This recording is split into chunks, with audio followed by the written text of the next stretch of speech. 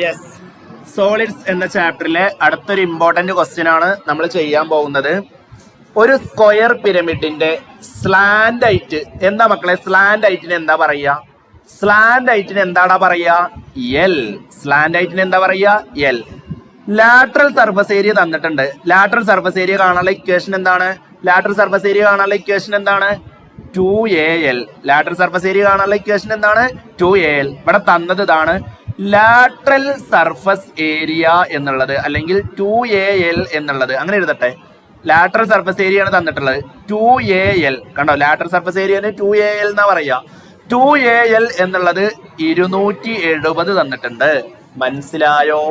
2AL എന്നുള്ളത് എന്ത് തന്നിട്ടുണ്ട്? 270 തന്നിട്ടുണ്ട്. ഇവിടെ 2 എഴുതി, ഇൻറ്റു എഴുതി, എ എഴുതി.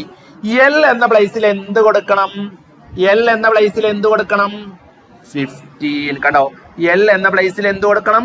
15. ക്ലിയർ ആണോ? So is equal to 270. ഇതിൽ നിന്ന് നിങ്ങൾക്ക് ഈസി ആയിട്ട് എ കണ്ടുപിടിക്കാൻ പറ്റും. എ ഈസ് ഈക്വൽ ടു 270 അതുപോലെ എഴുതുക. ഈ രണ്ട് സാധനം ഇങ്ങോട്ട് നോക്ക്. ഇത് രണ്ടും അപ്പുറത്തേക്ക് പോകുമ്പോ എന്താ വരിക? ഇത് രണ്ടും അപ്പുറത്തേക്ക് പോകുമ്പോ എന്താ വരിക? ഇൻറ്റു അപ്പുറത്തേക്ക് പോകുമ്പോ എന്താ വരിക? ഡിവിഷൻ. 2 × 15 താഴേക്കാണ് പോവുക. ക്ലിയർ അല്ലേ? സോ ഇത് മൾട്ടിപ്ലൈ ചെയ്യുമ്പോൾ നിങ്ങൾക്ക് ആൻസർ കിട്ടും 270 ബൈ 2 × 15 എത്രടാ? 30 അല്ലെ? സോ 0 കട്ട് ചെയ്യുക. 27/3 ആയിരിക്കും ആൻസർ. ബേസ് എഡ്ജ് എന്നുള്ളത് 9 എന്നാണ് വരിക.